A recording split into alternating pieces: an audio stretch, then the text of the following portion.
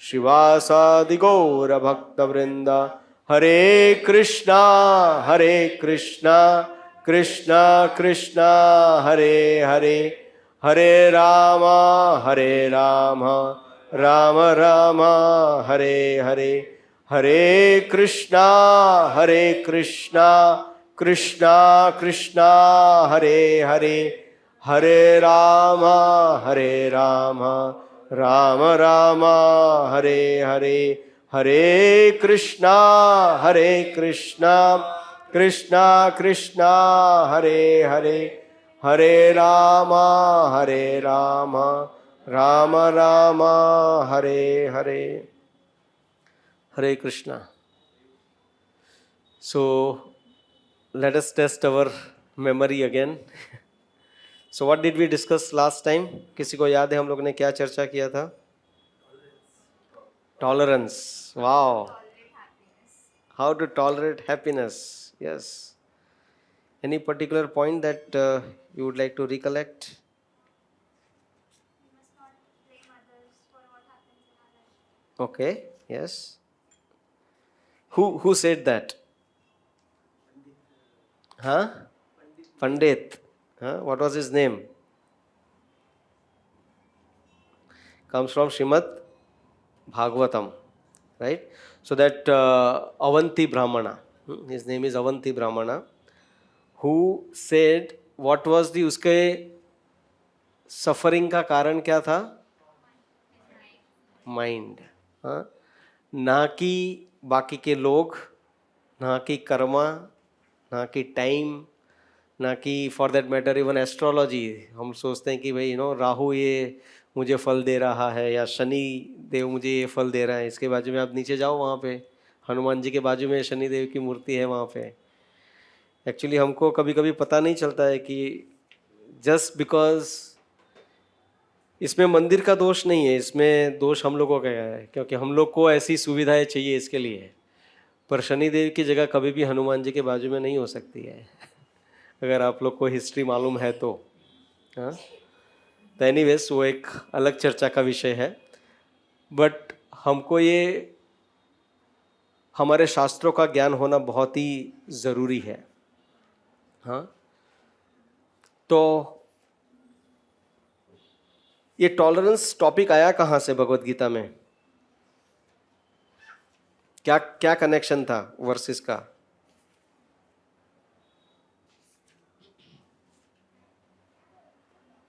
श्री कृष्ण भगवान बता रहे हैं कि धृतराष्ट्र बता रहे? कौन बता रहा था ये टॉलरेंस के बारे में? कि अर्जुन बता रहे थे कृष्ण को कि Krishna please tolerate my nonsense? Sanjay तो आंखों देखा हाल बता रहे हैं, पर कौन बता रहे हैं यहाँ पे कि टॉलरेट करना चाहिए? कृष्णा किसको बता रहे हैं? अर्जुन को। I want to make sure that none of us lose track of the Bhagavad Gita and whole thing, right? So यहाँ पे हमने देखा कि अभी कृष्ण ने ज्ञान देना शुरू किया है। हाँ, अर्जुन को किसके बारे में? कि अभी जो जिसके लिए तुम सोच रहे हो, जिसके लिए तुम मोह कर रहे हो कि भाई ये मेरे स्वजन है, इनको मैं मारूंगा तो क्या होगा वगैरह, उसके लिए तो कृष्ण अभी उनको अच्छे से ज्ञान दे रहा है कि उनको लाइफ में ये सब चीज़ें आने ही वाली है। वैसे भी ऐसा नहीं है कि अगर वो नहीं मारेंगे तो भीष्म और द्रोण और बाकी के जो भी लोग हैं कौरव, वो लोग हमेशा के लिए जिंदा रहेंगे, राइट? और अगर वो लोग मर भी गए तो तुमको कैसे सहन करना है, जैसे एक ड्यूटी की तरह तुमको सहन करना है। हाउ? जैसे प्रभुपाद जी ने कौन सा उदाहरण दिया था? Cooking during the summer and taking bath in the winter months. हाँ, चाहे कितना भी ठंडा लगे पर वो हमारी ड्यूटी है। हाँ, जैसे मैंने क्या कहा, प्रिंसिपल्स कभी बदलते नहीं है, उसकी एप्लीकेशंस बदलती रहेगी, राइट? उसके लिए कौन सा उदाहरण हम लोग ने डिस्कस किया था? Light house, right? American navy ship was coming and वो बोल रहे थे कि लाइक आप लोग हट जाओ।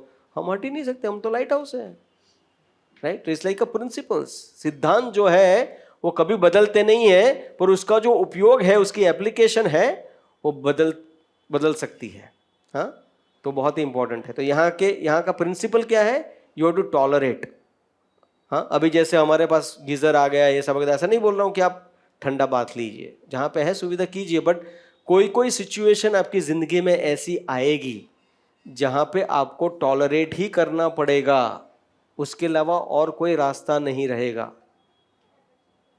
उसके लिए हम लोगों ने एक बहुत ही इम्पोर्टेंट उदाहरण का डिस्कशन किया था कि अगर आप टॉलरेट नहीं करोगे और उसका समाधान चाहोगे तुरंत के तुरंत, हाँ, पेशेंस न रखते हुए, तो आपकी हालत और ख़राब हो जाएगी। उसके लिए कौन सा उदाहरण दिया था हम लोग ने? लीच का। हाँ, अगर आपको लीच ने काट लिया है और आपसे वो सहन नहीं हो रहा है और तुरंत आप लेने जाओगे तो और सहन करना पड़ेगा आपको। उसकी बजाय उसको सहन कर लो, जब भी उसके फैंग्स निकल जाए तभी आप उसको आराम से उठा के रख सकते हो। तो आपका जो घाव रहेगा ना, वो सिर्फ इतना रहेगा। हाँ, पर अगर आपने सहन नहीं किया, टॉलरेट नहीं किया और उठा के फेंक दिया, तो घाव इतना बड़ा हो जाएगा, क्योंकि वो पूरा उसके साथ चमड़ी के साथ निकल जाएगा।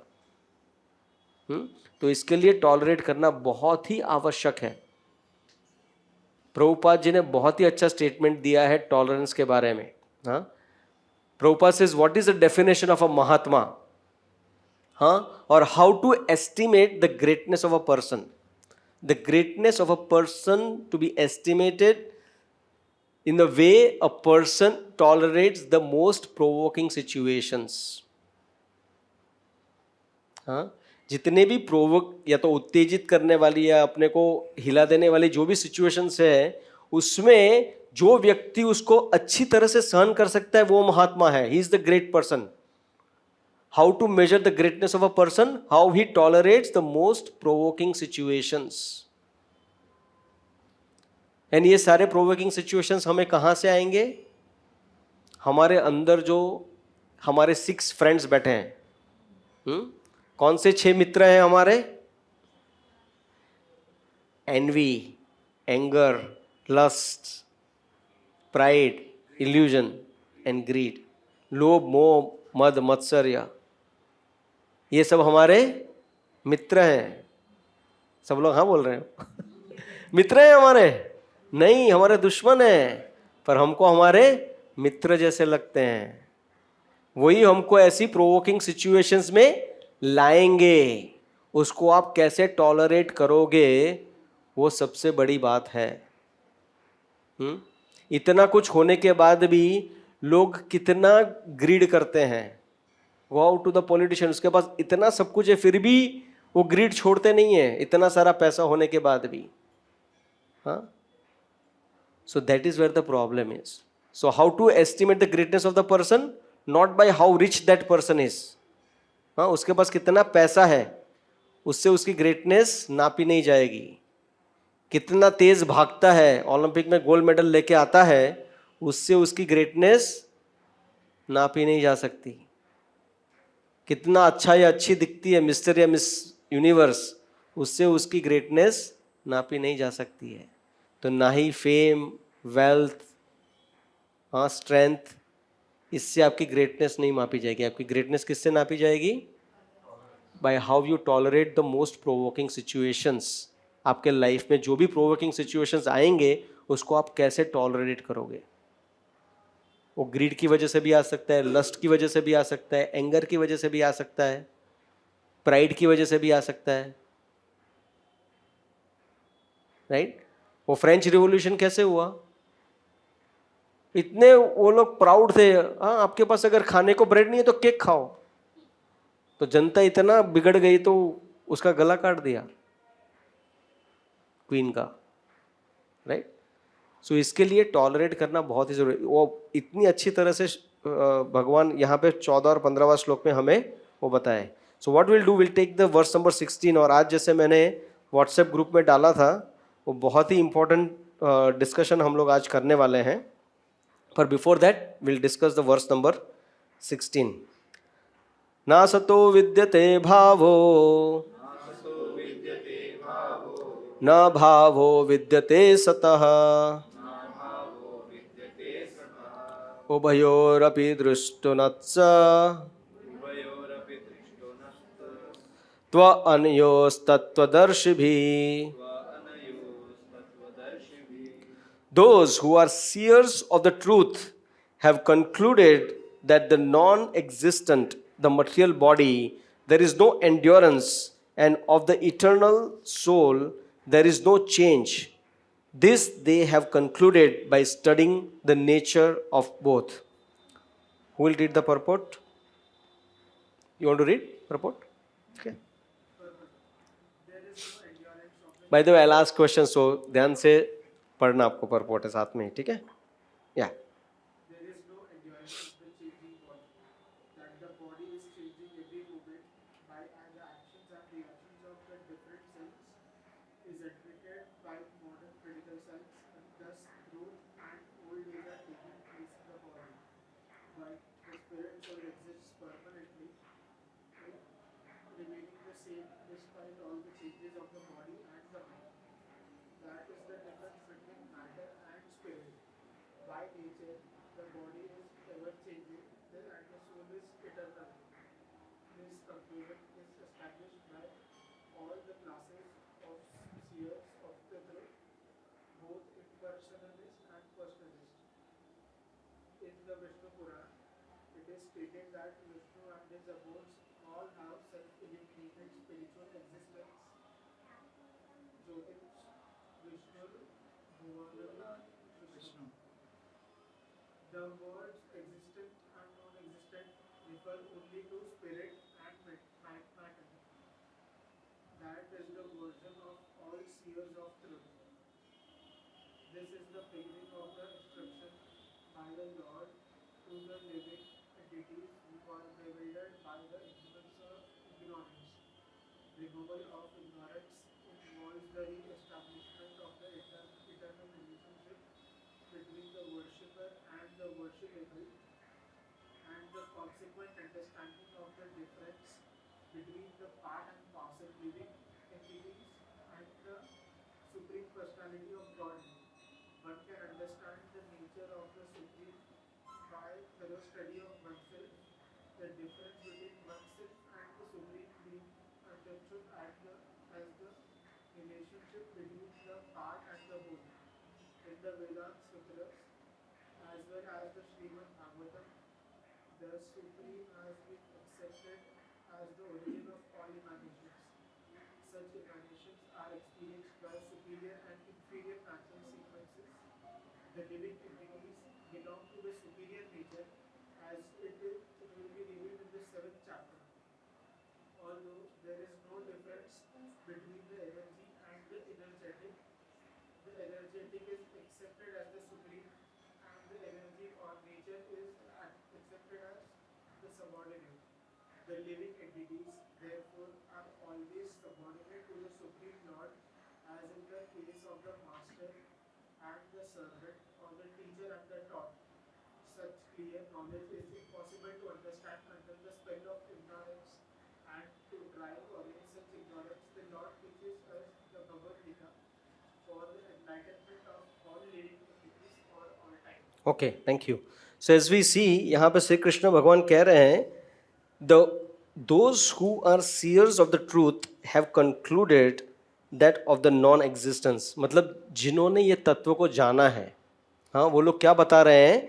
The true nature of the thing, right? Because the soul is living inside the body. तो ये जो body है, which is ever changing, right? But the one which is dwelling within the body is not changing, it's eternal. It's eternal. अगर आप सोचो, अगर body के साथ साथ आप अगर चेंज होते थे, राइट, तो आप लोग सोचते थे कि अभी मैं you will feel very uncomfortable. बचपन से लेके आज तक आपको कभी भी डिस्कंफर्ट महसूस हुआ है कि अपनी बॉडी में? नहीं. इवन तो आपने बॉडी हर 7 साल में चेंज की है.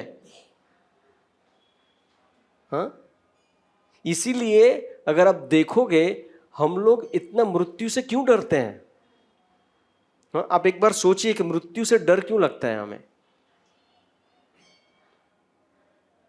जबकि यहां पे कृष्ण भगवान बहुत सही तरह से बताया, राइट? तथा देहांतर प्राप्ति धीरज तत्र न मुह्यति.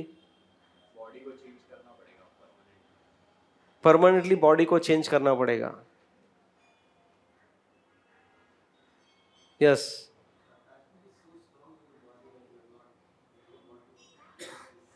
हाँ,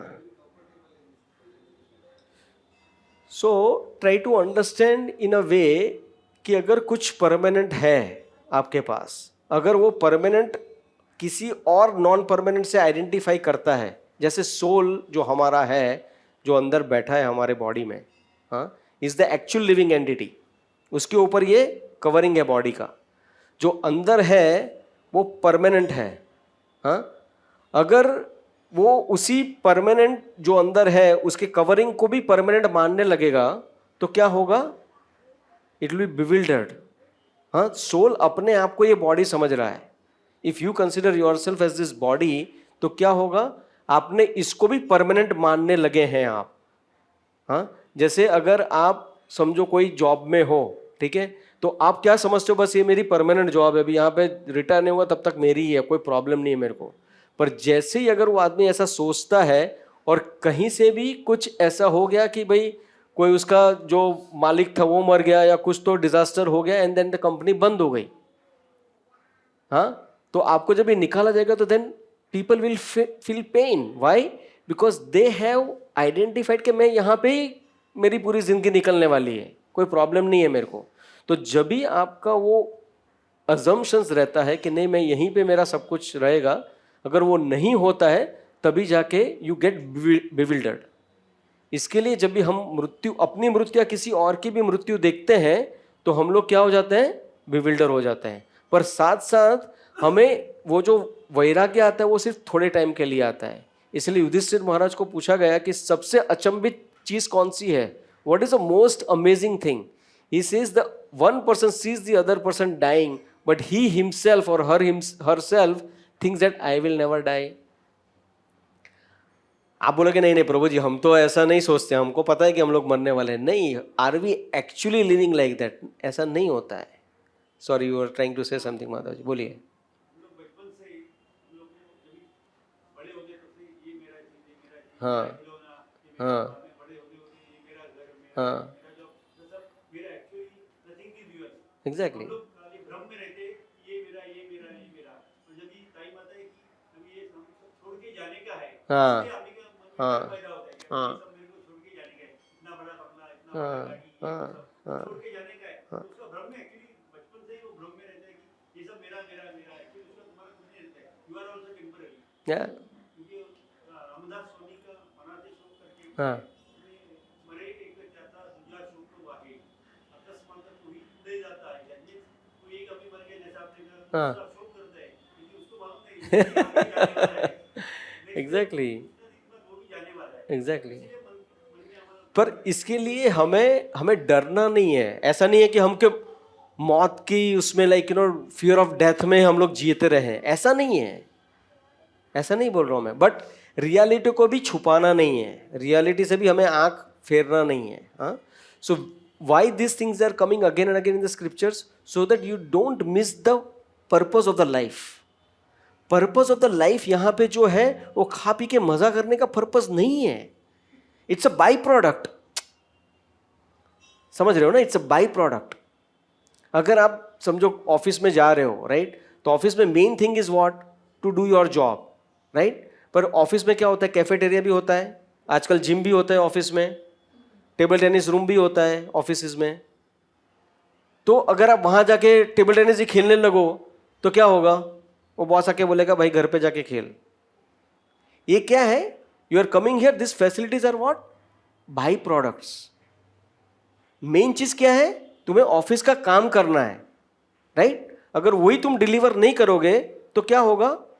आपसे वो आपकी पदवी छीन ली जाएगी।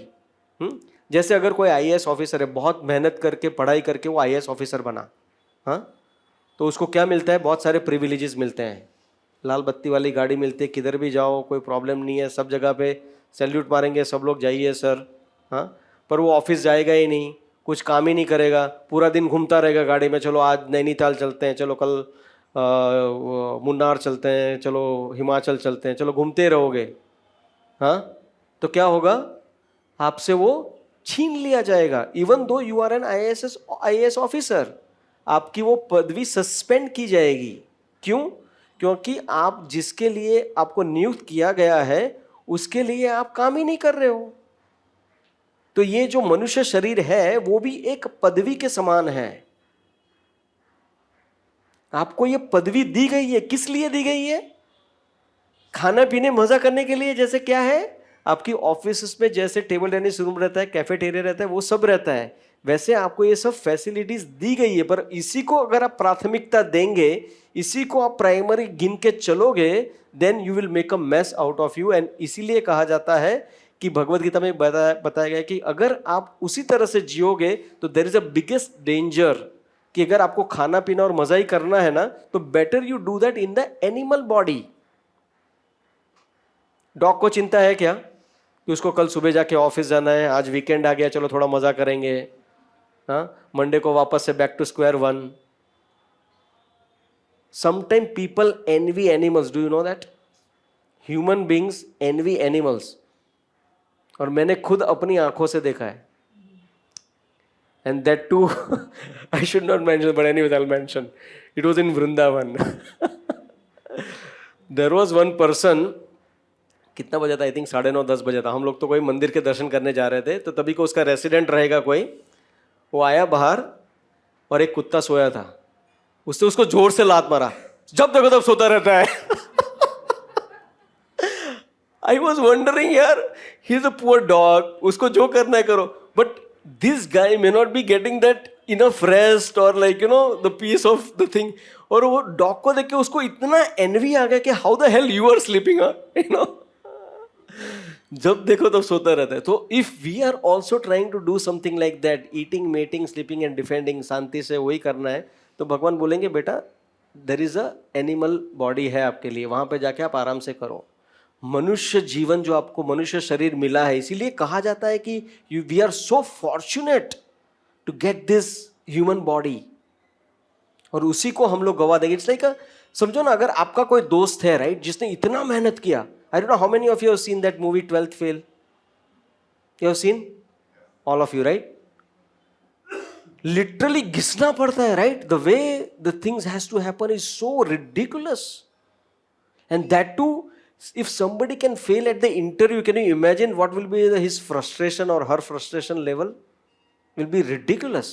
अभी इतना मेहनत करने के बाद अगर आपको IAS की जॉब मिल गई, you are appointed as an IAS officer, अगर उसके बाद वो जो डेजिग्नेशन मिला उसको जो पदवी मिली है उसको अगर वो मिसयूज करता है, तो आप उसको क्या बोलोगे? फूल ना, बोलोगे कि नहीं कि कितना बड़ा मूर्ख है यार, तू मेरा दोस्त है, पर I must tell you that you are मूर्ख नंबर 1 है तू। इतना सारा तूने मेहनत किया किसके लिए? To become an IAS officer. अभी उसके बाद तू आके आराम से बैठ के घूम रहे और उसके बाद तू सस्पेंड हो गया उधर। That means you have never understood the purpose of doing that मेहनत, इजंट इट? सिमिलरली हम लोग को भी मनुष्य शरीर ऐसे नहीं मिला है। हम लोग ने भी कितने पापड़ बेले हैं। 8.4 मिलियन स्पीसीज लाइफ से आके हमको ये मनुष्य शरीर मिला है। आप सब लोग ने मुंडी हिलाया जब भी मैंने बोला कि that IAS officer, if he does इतना सारा कुछ करने के बाद अगर उसको IAS ऑफिसर बन गया, and if he just like you know roam around like you know enjoying whole thing, then you call them fool. Similarly we are also equally fool. इतना मनुष्य जीवन, इतना हाईएस्ट डिग्री मिलने के बाद भी हम उसको सामान्य चीजों में गंवा रहे हैं। And that is what exactly in today's purport that Srila Prabhupada is writing, that removal of ignorance involves the re-establishment. See what ignorance? Because of ignorance only that IAS officer is also behaving the way he is behaving or she is behaving, right? So as we, because of ignorance, right, involves the re-establishment of the eternal relationship between the worshipper and the worshipable, and the consequence understanding of the difference between the part and the parcel living entities and the supreme personality of Godhead. तो यहाँ पे worshipable and the worshipper is the most important thing is being called out here. Have you all noticed? हर एक के मन में ना किसी न किसी को वर्शिप करने की इच्छा इतनी प्रबल है कि पूछो मत, है कि नहीं? You all agree कि आपको कुछ वर्शिप करने की इच्छा है किसी न किसी को? भगवान को वर्शिप करने की इच्छा है सबको? दूसरे किसको वर्शिप करने की इच्छा है? हाँ, friends, parents. Okay, very good. We have some really nice obedient child here saying want to worship the parents. Anyone else? गुरुजन को वर्शिप करने की इच्छा है. Very good. और किसी को वर्शिप करने की इच्छा है? गुरुजन आ गए, पेरेंट्स आ गए, भगवान आ गए, और कोई बाकी रह गया जिसको वर्शिप लोग करते हैं?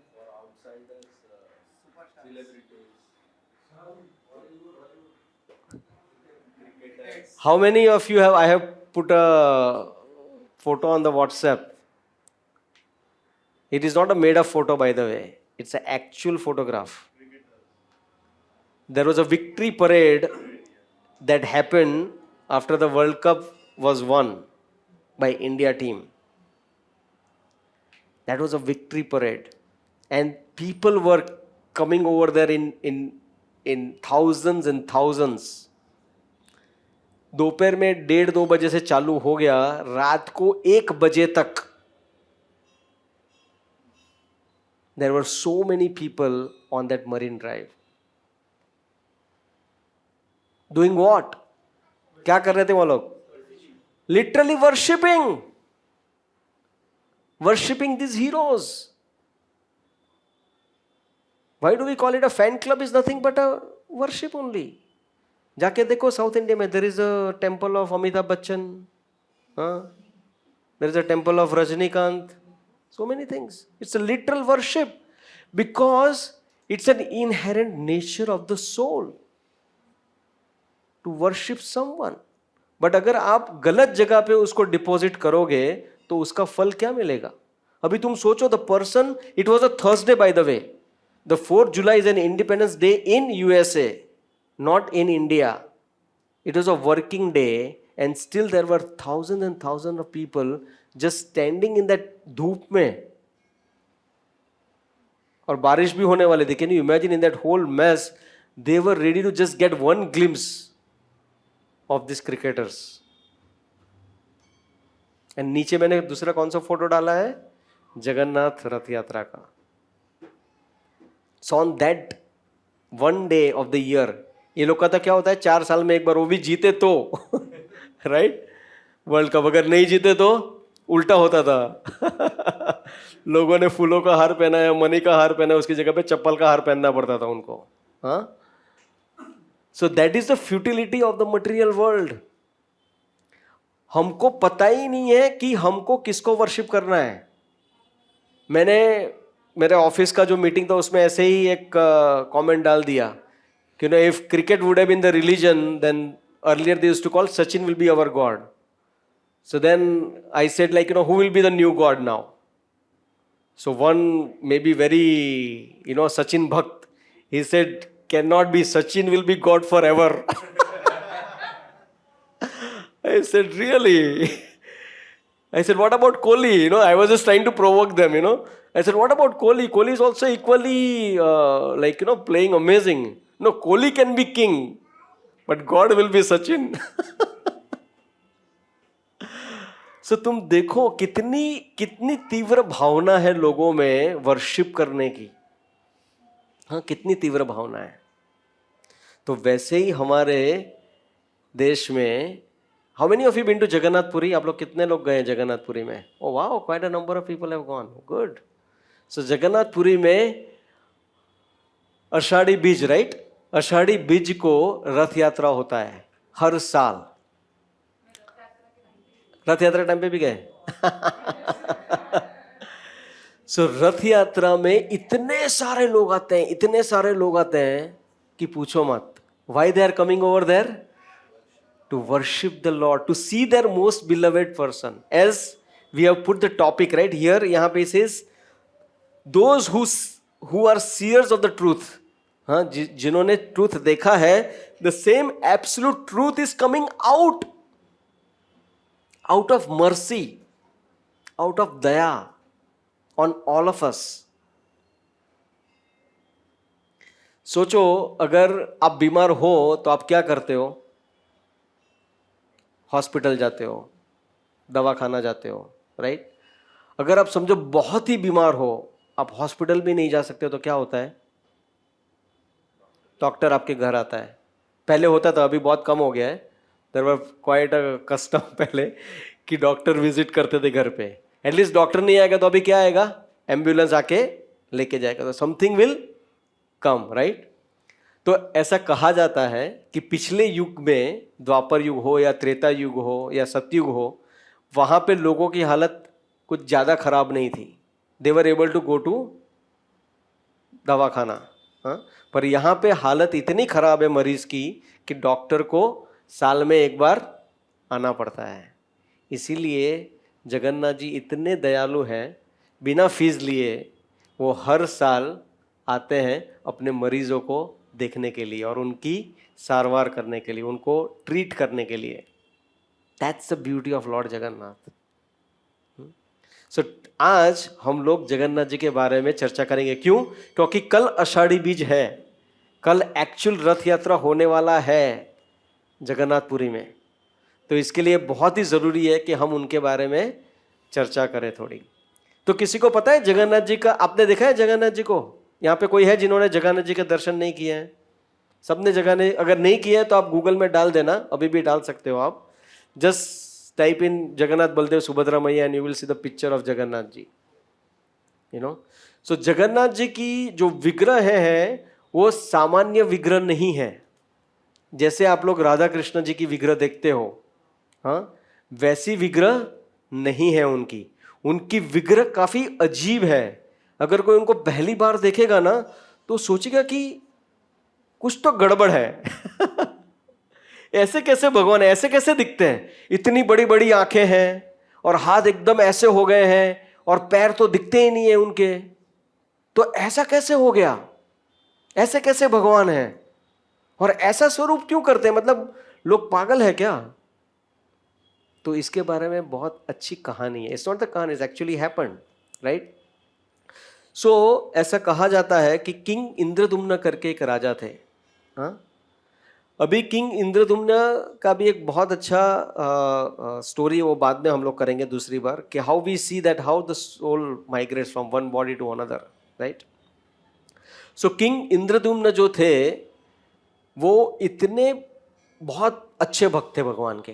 हाँ, तो एक बार उनके राज्य में कई ऋषि मुनि आते हैं, खास करके नारद मुनि और अलग ऋषि आते हैं उनके राज्य में। और जब ये आते हैं तो देखते हैं कि इंद्रदुम्न महाराज जो है वो काफ़ी थोड़े चिंतित लगते हैं।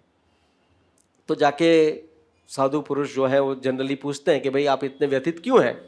तो जाके उनको पूछते हैं इंद्रदुम्न महाराज को कि आपकी व्यथा का कारण क्या है? तो बोल रहे हैं कि मुझे एक ऐसी जगह चाहिए कि जहाँ पे पूर्ण शांति हो, जहाँ पे मेरे कर्म का कुछ भी लेना देना न हो, और वहाँ पे जाके मुझे परम भगवान की अनुभूति हो। ऐसी कोई जगह है क्या?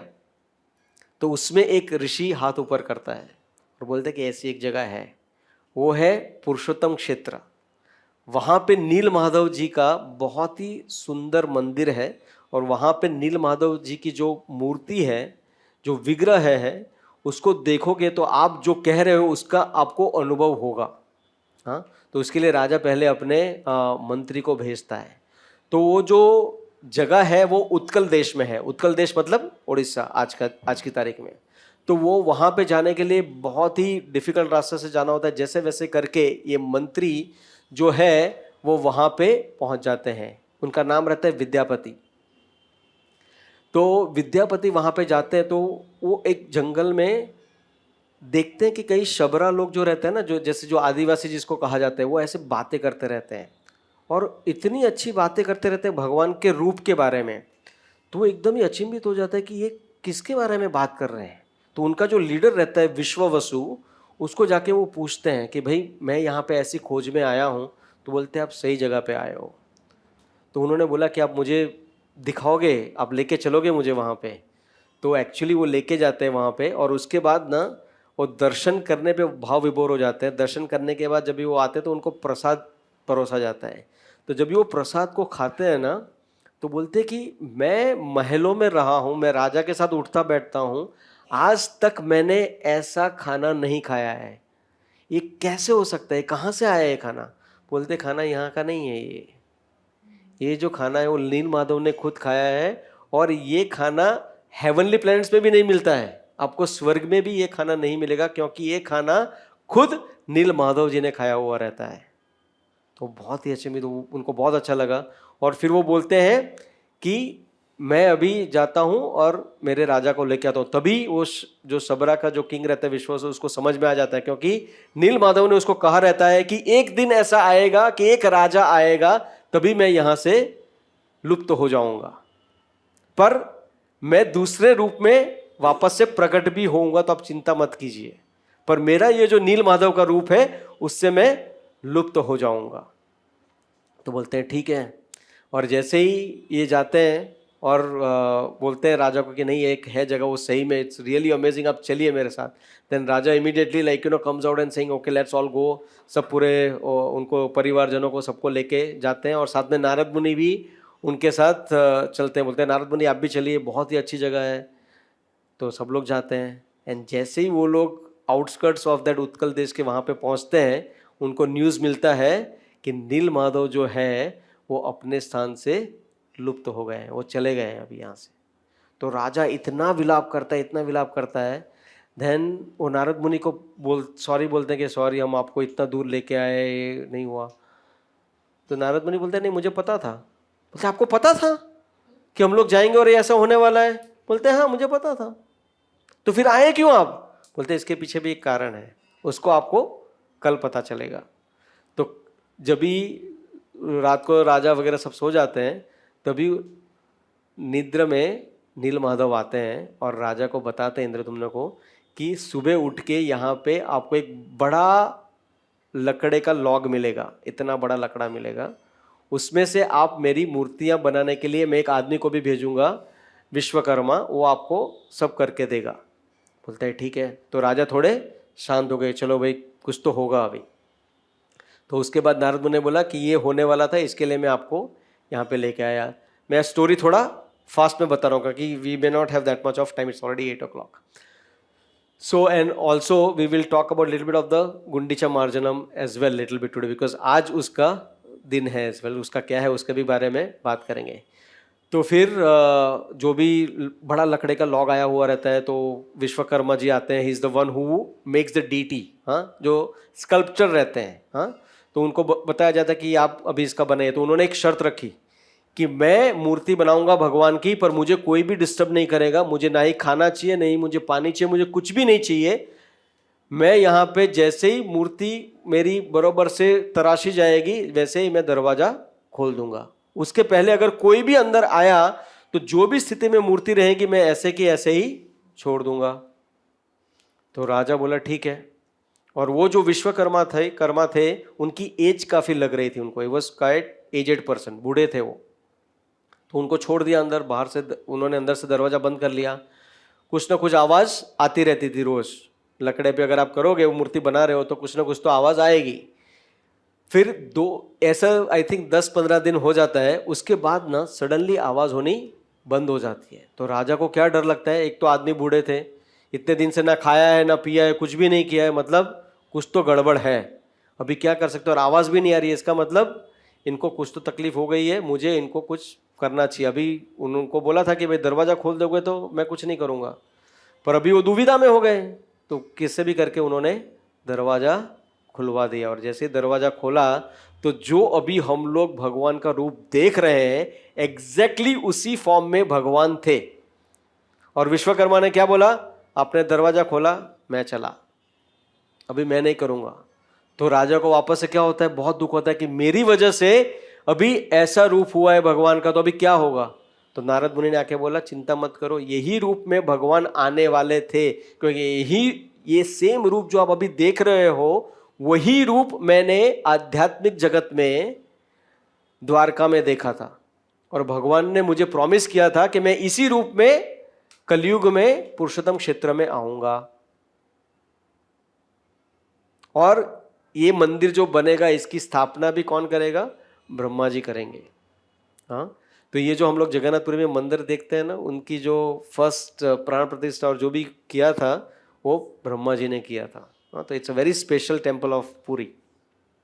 सो देन अभी स्टोरी के अंदर स्टोरी है, तो नारद मुनि स्टोरी सुनाते हैं अभी इंद्रदुम्नों को कि ऐसा फॉर्म क्यों हो गया है। तो फास्ट फॉरवर्ड में इसके बारे में भी सुनेंगे कि एक दिन जो भी क्वींस थी द्वारका की, how many queens Shri Krishna had, lord Shri Krishna 16,108, हाँ, इतनी सारी रानियां थी भगवान की। तो पर उनको सबको पता था कि भगवान हमें बहुत प्रेम करते हैं, पर कोई तो है जिससे भगवान ज्यादा प्रेम करते हैं, और उनको वो भी पता था कि गोपियां जो है वृंदावनसी, उनसे भगवान बहुत ही ज्यादा प्रेम करते हैं। ऐसा कहा जाता है कि भगवान जब भी रात में सोते थे तो सिर्फ गोपियां का ही नाम लिया करते थे, राधा रानी का ही नाम लिया करते थे, हाँ, ऐसी स्थिति होती थी भगवान की। तो वो सब बोल रही थी कि नहीं, हमें भगवान की बाल लीला के बारे में जानना है, हमको भगवान के वृंदावन के लीलाओं के बारे में जानना है। तो बोलते कौन बता सकता है, सिर्फ रोहिणी मैया बता सकती है, क्योंकि रोहिणी मैया तभी प्रेजेंट थी। यशोदा मैया तो स्टिल वृंदावन में थी, बट रोहिणी मैया भगवान के साथ मथुरा होके, मथुरा से द्वारका भी रोहिणी मैया आ गई थी। तो रोहिणी मैया ने बोला एक शर्त पे मैं बता सकती हूँ कि आपको ये स्टोरी मैं सुनाऊंगी, मेक श्योर कि कृष्ण बलराम यहाँ पे ना आ जाए, सुभद्रा मैया को वहां पे गेट कीपर की तरह रहना पड़ेगा। अगर भगवान ने ये कथा सुन ली ना, तो भगवान इतने भाव विभोर हो जाएंगे कि उनको वापस पुनः स्थिति में लाना नामुमकिन हो जाएगा। मुश्किल तो छोड़ो, नामुमकिन हो जाएगा। हाँ, भगवान छोड़ के चले जाएंगे। और एक और भी डर था कि भगवान सीधे वृंदावन चले जाएंगे। तो उसके लिए उन्होंने क्या किया, सुभद्रा मैया को गेट कीपर रखा, और रोहिणी मैया ने भगवान की वृंदावन लीलाओं के वर्णन चालू किया। और जैसे ही उन्होंने वृंदावन लीला का वर्णन चालू किया, सारी की सारी रानियां इतनी मंत्रमुग्ध हो गई वो लीलाएं सुन के, उनको इतने भाव विभोर हो गए। जो भी सब बैठे थे वहां पे, किसी को पता ही नहीं चला कि क्या चल रहा है, सब लोग इतने एनग्रॉस्ड हो गए। और द्वार पे कौन खड़ा था, सुभद्रा मैया, और सुभद्रा मैया भी कंप्लीटली एनग्रॉस्ड हो गई। उतने में कभी कृष्ण भगवान और बलराम जी आ गए, किसी को पता ही नहीं चला। और कृष्ण भगवान और बलराम जी भी ये कथा सुनने लगे। और जैसे उन्होंने ये कथा सुनने लगे, वो भी इतने भाव विभोर हो गए। तो ऐसा कहा जाता है कि देयर इज अष्ट विकार के लक्षण आते हैं। अगर आपको एक्सटेटिक सिम्टम्स आते हैं आध्यात्मिक या ऐसे चीज़ों को सुन के, तो उसमें कई चीज़ें होती हैं। उसमें से कई चीज़ें ऐसी है कि आपके जो भी लिम्स होते हैं ना, वो आपके शरीर के अंदर चले जाते हैं। तो उनके हाथ पैर भी अपने अंदर चले गए, और उनकी आंखें इतनी बड़ी हो गई ये सब सुनते कि that's why you see Jagannath ji's eyes is so big, हाँ, एंड इतनी बड़ी हो गई कि आईलिड भी चली गई, इतनी बड़ी उनकी आंखें हो गई। और इसी अवस्था में नारद मुनि वहां पे पहुंचते हैं। And Narad Muni sees this form and says, भगवान ये क्या है?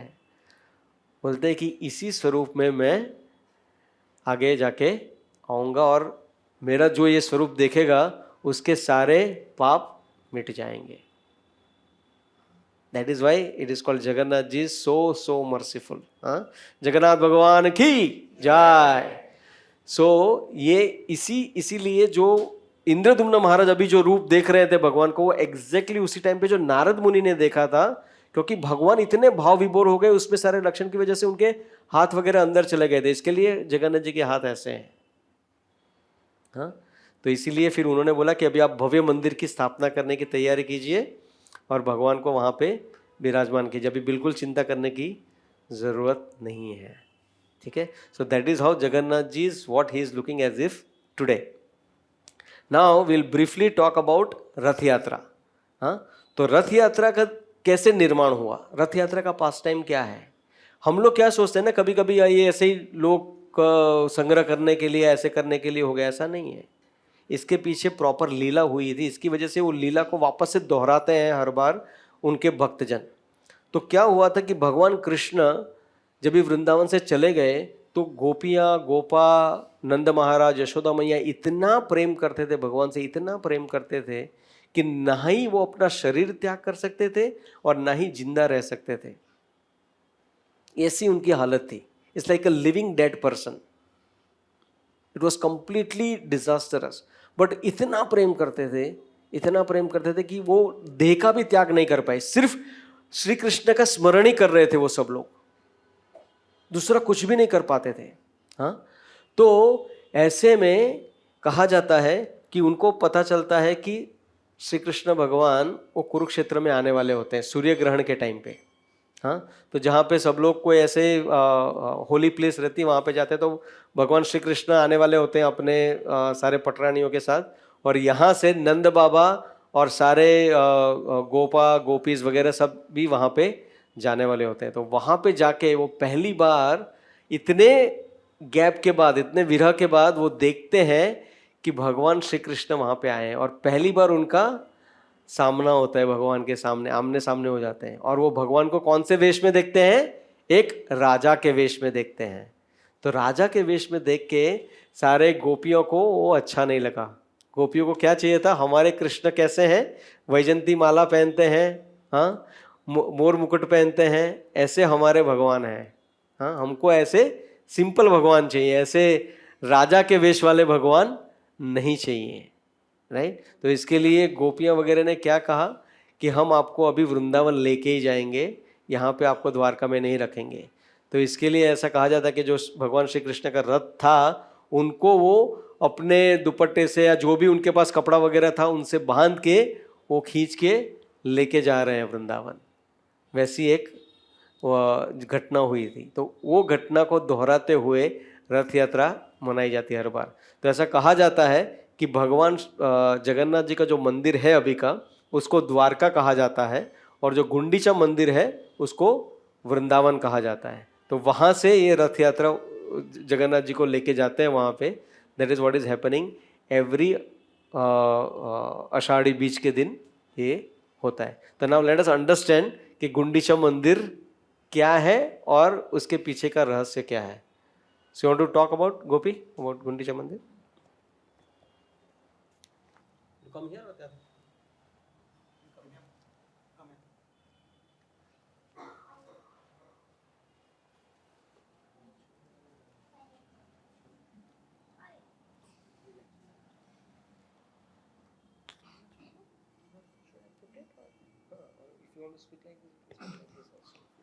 That's easy. हरे कृष्णा। सो जो इंद्र तुमने महाराज की स्टोरी बताई, उनकी क्वीन का नाम गुंडीचा था, तो उनके पीछे वो मंदिर का नाम गुंडीचा टेम्पल पड़ा। और ये पूरा फेस्टिवल जो आज होता है गुंडीचा मार्जनम मीन्स सफाई। और एक हमारे जो हम एक प्रेयर्स बोलते हैं, ऐसे और एक सेट ऑफ प्रेयर्स है जिसको शिष्टाष्टकम प्रेयर्स बोलते हैं। हम आगे कभी बीच में लेंगे वो प्रेयर्स और उसका कैसे। तो उसका फर्स्ट वर्स ऐसे है, चेतो दर्पण मार्जनम। तो जो ऐसे बताया जाता है जो हमारा हृदय है वो साफ करना। तो ऐसे बोलते हैं कि जैसे कभी एक घर बंद रहेगा और उसमें एक मिरर रहता है, तो कैसे दिखता नहीं है ना, पूरा धुंधला धुंधला रहता है, बरसों से बंद रहता है। तो जब भी आप साफ करोगे ना, पहले एकदम शांत अच्छा लगता है कि अरे इतना गंदा तो नहीं है। जैसे गांव के घर रहते हैं, हम साल में एक बार जाते हैं, तो पहले 2 दिन तो सफाई में चले जाते हैं। आई एम श्योर गुजरात के बहुत लोग हैं, गांव जाते हैं जब भी हम लोग, तो पहले 2 दिन सफाई में ही जाते हैं। झाड़ू निकालना चालू करते हैं तभी समझ में आते हैं ओ इतना धूल है। तो जैसे मार्जनम चालू होता है तो समझ में आता है कि अमाउंट ऑफ डर्ट कितनी ज़्यादा है। तो ये सिंबॉलिक फेस्टिवल है जो चैतन्य महाप्रभु, जो खुद कृष्णा के अवतार है, वो कैसे कि कैसे बोल, जैसे टीचर रहते हैं और मॉनिटर्स रहते हैं क्लास में, है ना। तो टीचर इजी कॉन्सेप्ट्स होता है ना, वो मॉनिटर को बोलते हैं तू सिखा दे ये, है। और टीचर पीछे बैठ के देखती है कि कैसे बराबर कर रहे हैं कि नहीं, स्टूडेंट सिखा रहा है। लेकिन कोई डिफ़िकल्ट कॉन्सेप्ट रहता है तो टीचर को खुद आके सिखाना पड़ता है ना। तो ऐसे कृष्णा बोलते हैं कि भक्त कैसे आस्वादन करेगा, भगवान के साथ आदान प्रदान कैसे करेगा, तो उसके लिए भगवान खुद भक्त बन के आते हैं। तो भगवान खुद भक्त बन के चैतन्य महाप्रभु के फॉर्म में आते हैं और अपने आचरण से सिखाते हैं। तो ये फेस्टिवल के दिन चैतन्य महाप्रभु खुद गुंडीचा मंदिर जाते हैं और बोलते हैं क्योंकि गुंडीचा मंदिर सिर्फ ये 10 दिन क्या होता है, स्नान यात्रा होती है पूर्णिमा के दिन। स्नान यात्रा में जगन्नाथ जी का अभिषेक होता है। उसके बाद ऐसे बताया जाता है कि इतना अभिषेक होता है तो भगवान बीमार हो जाते हैं, उनको बुखार आ जाता है, तो फिर 15 दिन उनके दर्शन बंद रहते हैं। और उसके बाद रथ यात्रा के 2 दिन पहले नेत्रोत्सव होता है, जब भी भगवान के दर्शन खुलते हैं। और गुंडीचा मार्जन के दिन, क्योंकि पूरा साल वो गुंडीचा टेम्पल बंद रहता है, जब भी रथ यात्रा में भगवान जाते हैं गुंडीचा मंदिर, वो 10 दिन ही वो मंदिर खुला रहता है। फिर रिटर्न रथ में जब भी भगवान वापस आते हैं मेन टेम्पल, जो सुंदराचल बताया प्रभु जी ने, नीलाचल बोलते हैं जो मेन टेम्पल है, और गुंडीचा टेम्पल इज सुंदरांचल, ये द्वारका और वो वृंदावन। तो जब भी भगवान वापस आते हैं पूरा साल वो गुंडीचा मंदिर बंद रहता है। तो महाप्रभु बोलते पूरा साल बंद रहेगा तो बहुत धूल मिट्टी जमी होगी। और उधर वेदी, जो स्टेज और प्लेटफॉर्म जहाँ पे विश्वकर्मा ने मूर्ति काव की थी, जो जगन्नाथ जी जहाँ पे बैठे थे वो वेदी पे ही जाके बैठते हैं भगवान। तो वो वेदी भी बहुत धूल मिट्टी से भरी हुई थी, तो भगवान बोलते हम सब साफ सफाई करेंगे। लेकिन ऐसे केओटिक साफ सफाई नहीं होती है। कभी कभी क्या होता है, दिवाली की साफ सफाई पे बहुत केओस होता है ना, 2 मेड्स रहती है, सास रहती है, बहू रहती है, बच्चे रहते हैं, घर में पानी डाल के धोते हैं, चिल्लम चिल्ली होती है। लेकिन महाप्रभु एकदम अच्छा तरीका सिखाते हैं। कैसे बोलते, कोई कुछ नहीं बोलता, 100 झाड़ू 100 बकेट्स आती है, लेकिन ए मुझे बकेट दे, ए पोछा दे, ऐसे चिल्लम चिल्ली नहीं। किसी को कुछ भी चाहिए तो क्या बोलते हैं, हरी हरी कृष्णा कृष्णा, और कोई शब्द कोई नहीं, बकेट दो, झाड़ू दो, पोछा दो, इधर कचरा है उधर कोई नहीं, हरी हरी कृष्णा कृष्णा ऐसे बोल के सारे भक्त महाप्रभु बोलते हैं कि हम ये पूरा फेस्टिवल करेंगे। काशी मिश्रा और स्वरूप दामोदर को बोलते हैं कि आप सब अरेंज करो और हम ये पूरा साफ सफाई का अभियान करेंगे, स्वच्छता अभियान। फिर सब कोई अपना अपना ढेर लगाता है, धूल मिट्टी, लीफ, ड्राई लीव्स ऐसे। लेकिन महाप्रभु का ढेर सबसे बड़ा हो जाता है, ऐसे 2 बार सब लोग झाड़ू निकालते हैं।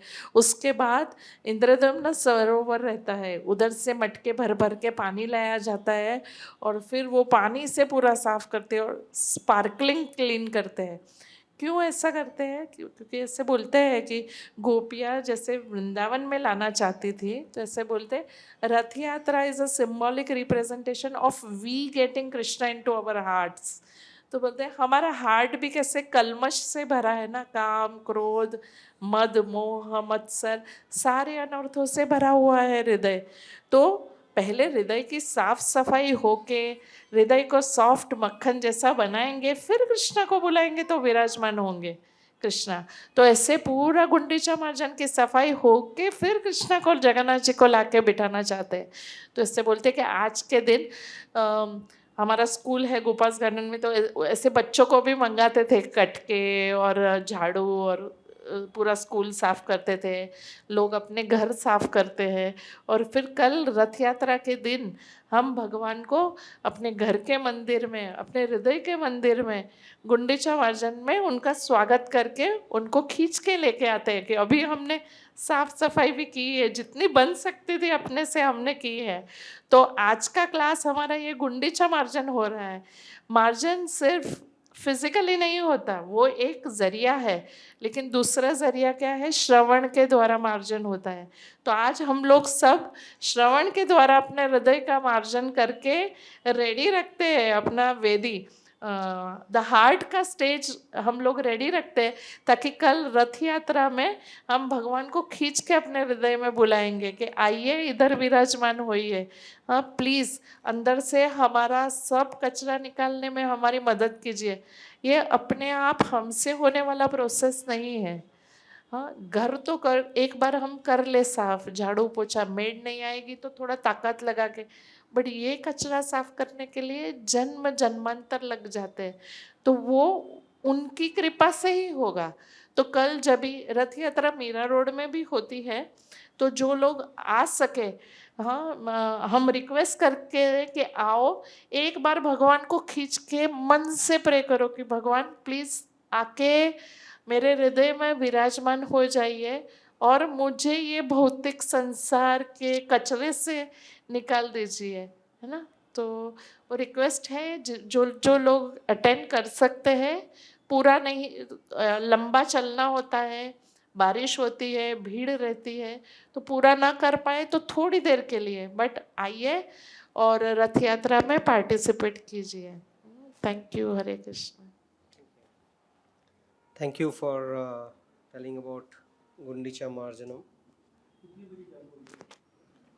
वो 11 बजे प्रभु जी वहाँ पे मंदिर जो है ना उसके प्रांगण में, so it's a very interesting thing. I quickly, yes मेहरबान प्रभु, 2 बजे चालू होगी ना, बट 11 बजे से वो पहांडी जो बोलते हैं ना, वो फेस्टिवल और वो कार्ड को सजाना वगैरह वो सब चालू हो जाएगा। But actual Rath Yatra will start from around 2 o'clock from the temple, and वो पूरा अपना सृष्टि रोड होके जांगीड़ होके फिर then go to the like station वाला रास्ता जो है उधर से होके देन पूनम सागर होके वापस से comes to the temple. The whole takes about 5-6 hours, around 7-7:30 it comes back, right. 7:30 बजे वो टेम्पल में वापस आ जाते हैं। बट ऐसा कहा जाता है कि भगवान जब भी वृंदावन जाना चाहते हैं तो you can imagine the consciousness of the भगवान। इसके लिए अगर आपको टाइम मिलेगा ना तो कल don't miss, in the morning around 8 o'clock ही चालू हो जाएगा। यूट्यूब में आप सिर्फ डाल देना लाइव जगन्नाथ यात्रा एंड वो आ जाएगा आपका। हाँ, we can send the link as well. तो भगवान इतने मदमस्त रहते हैं ना, he is completely intoxicated to go to Vrindavan. It is so beautiful. And जो पंडा लोग भी जो करते हैं ना, वो भगवान को लेके जाते हैं ना, कोई इधर जाता है फिर बाद में इधर जाते हैं भगवान से, लिटरली। तो कई बार कई जो स्केप्टिकल लोग रहते हैं ना, तो उन्होंने जाके पूछा रिपोर्टर्स वगैरह ने वो पांडा लोगों को जो भगवान की सेवा करते हैं ना, बोलते ये क्या नाटक करते हो तुम लोग, कभी इधर लेके जाते हो कभी उधर लेके जाते हो भगवान को, कैसे ऐसा क्यों दिखाते हो कि भगवान ऐसे मदमस्त है। बोलते हम दिखाते नहीं हैं, हम ना सिर्फ भगवान को संभालते हैं, वो खुद ही इधर उधर जाते हैं, हमको संभालना पड़ता है भगवान को। आपको समझ में नहीं आता है वो, आप करके देखो तो समझ में आएगा। हाँ, so I'll tell few stories about Jagannath ji which is really really amazing, and believe me, whoever has gone to see Lord Jagannath, they get an amazing experience of Jagannath ji, believe me, once in, and for that na your heart should be open।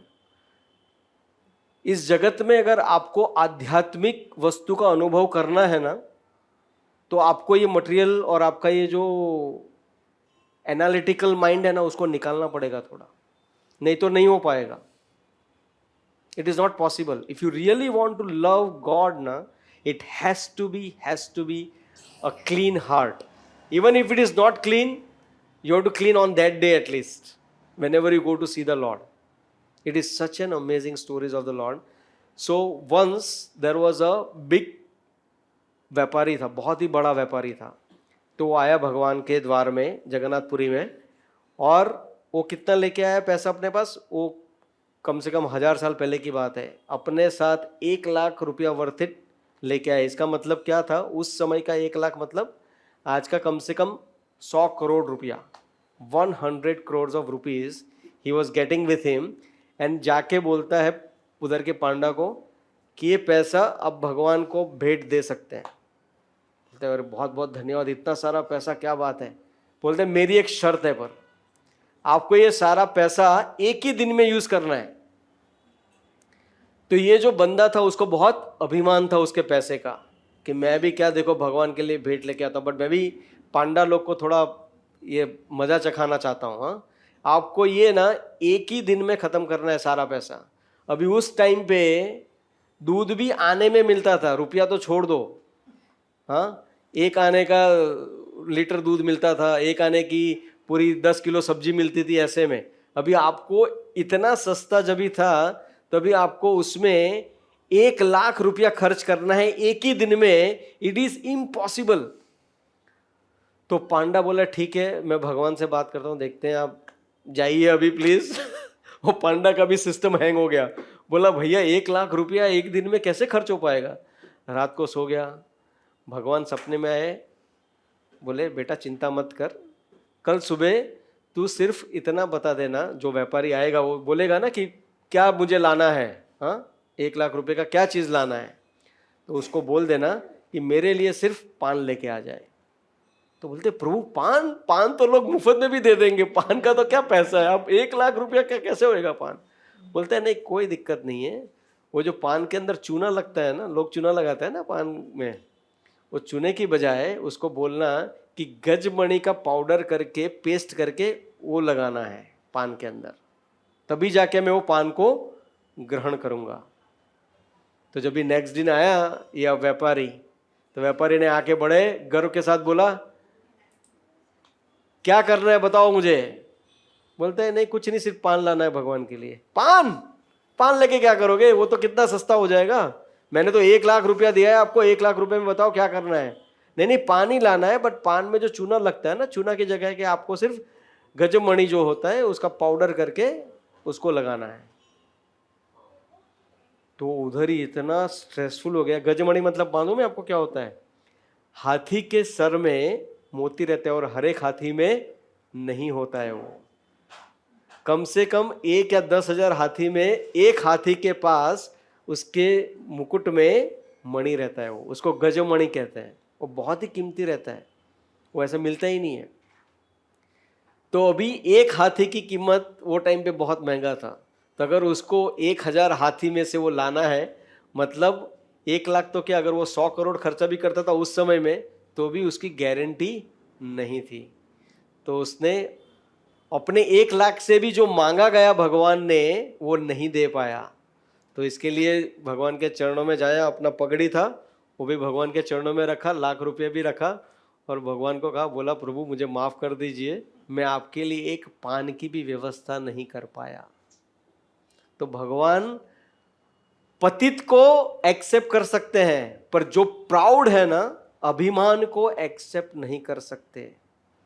इसकी एक और story है, जैसे मैं बता रहा था ना कि अपने दिल को खोल के जाना है, भगवान के पास जाना है, तो हाँ, तो एक और बहुत ही विद्वान आदमी रहता है, उसका नाम है उत्तना करके उसका नाम रहता है। तो वो आता है जगन्नाथपुरी में, और उसने क्या सुना रहता है, उसने पढ़ा भी रहता है शास्त्र में कि जो भी कोई भगवान जगन्नाथ जी का एक बार भी दर्शन करेगा ना, वो सारे पाप से मुक्त हो जाएगा और उसको मोक्ष की प्राप्ति हो जाएगी। और ये जो उदाना रहता है वो सोचता है कि ये कैसे हो सकता है, भगवान को एक बार देखा और भगवान का रूप भी तो देखो, उनको क्या एक बार देख के मोक्ष मिल जाएगा क्या, इतना आसान है क्या, मैं भी तो देखूं ऐसा कैसे हो सकता है।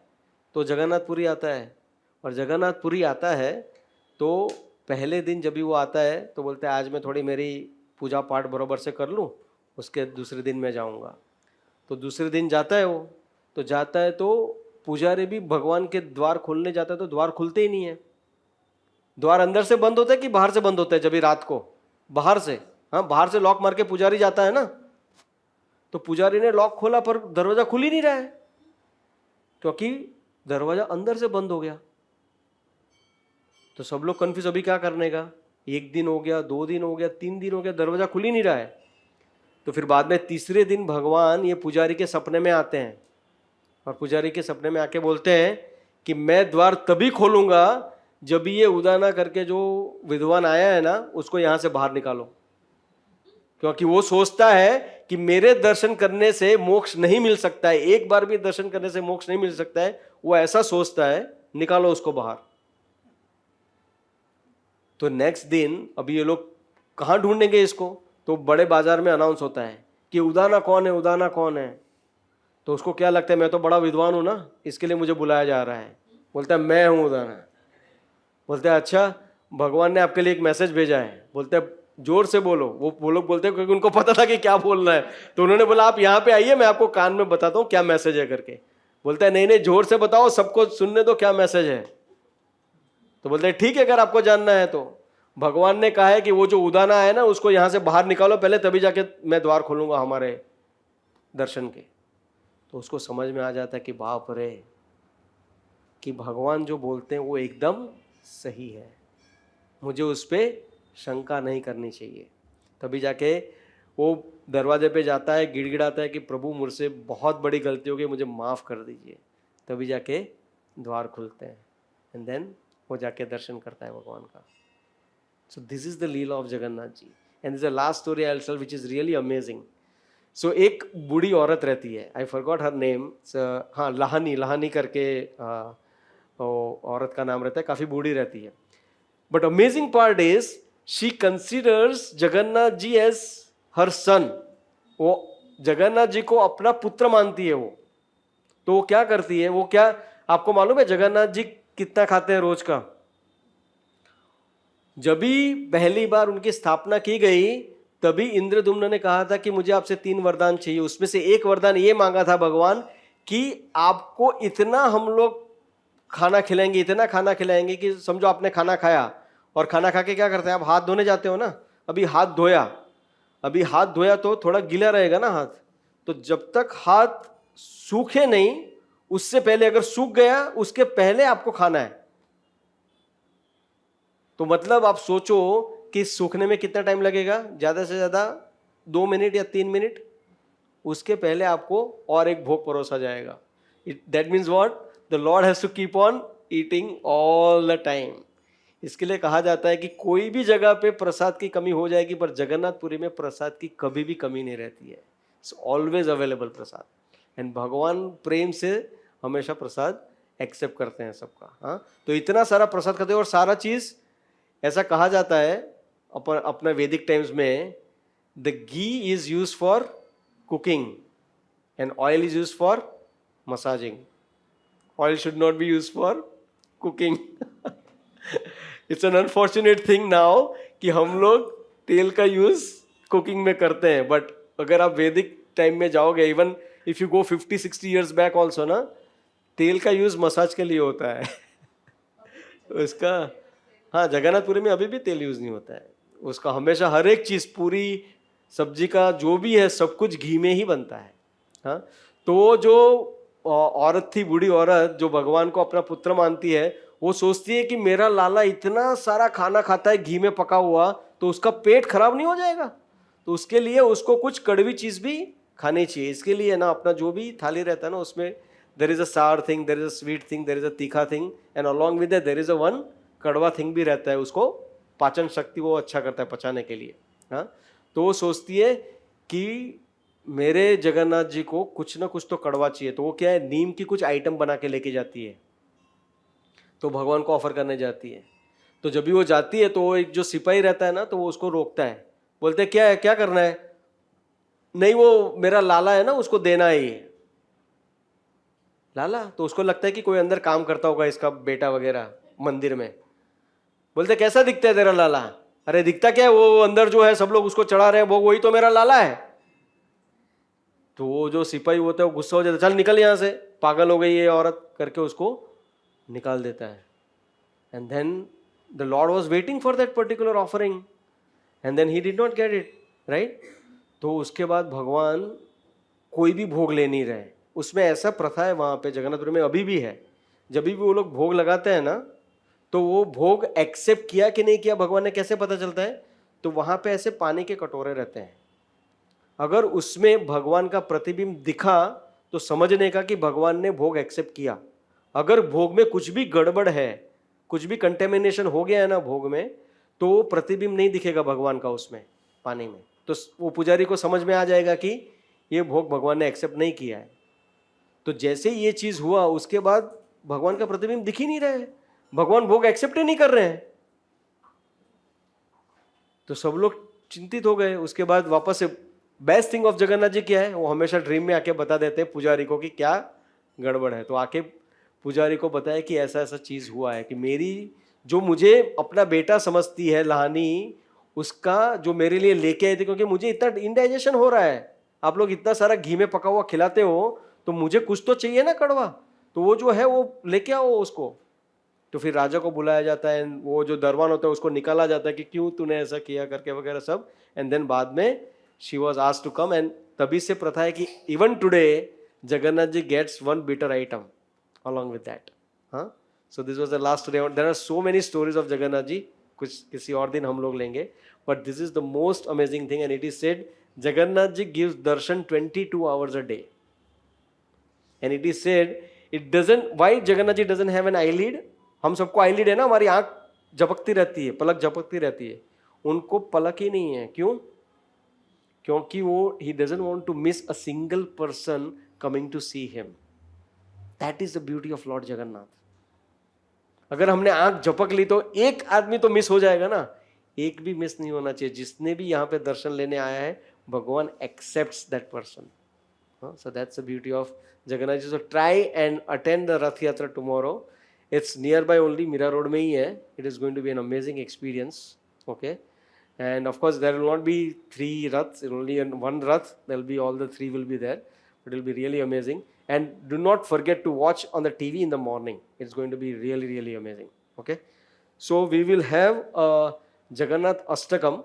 That means ये जो Jagannath Ashtakam है, वो स्नान यात्रा से लेके रथ यात्रा तक हर एक मंदिर में रोज गाया जाता है, खास करके श्री कृष्ण भगवान के मंदिर में.